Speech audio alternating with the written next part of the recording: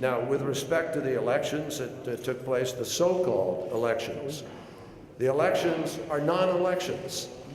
The elections are a great big zero. They're meaningless. And they're meaningless because you can't have an election where millions of your people don't even have an ability to vote, where they don't have an ability to contest the election, and they have no choice. So nothing has changed between the day before the election and the day after. Nothing. The conflict is the same, the terror is the same, the killing is the same, the problem for the refugees is the same, regrettably, and we are trying to do something about that.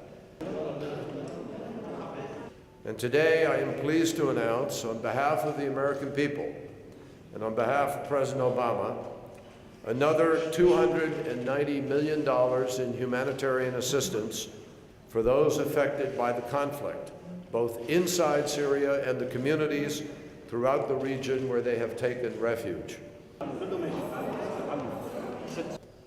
And I particularly call on those nations directly supporting the Assad regime in what has become a grotesque display of modern warfare by a state against its own people.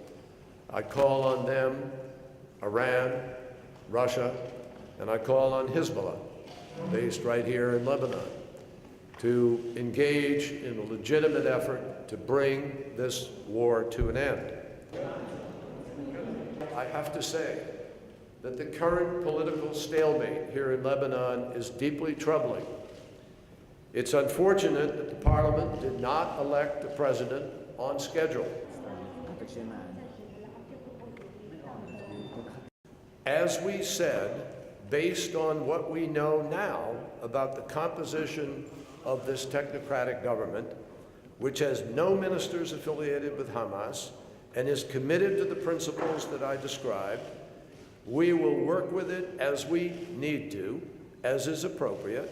We will work with it in that context. As I might add, Israel is obviously working with it for security purposes. It has transferred revenues. There are certain day-to-day needs. But I want to make it very clear, we are going to be watching it very closely, as we have said from day one, to absolutely ensure that it upholds each of those things it has talked about, that it doesn't cross the line.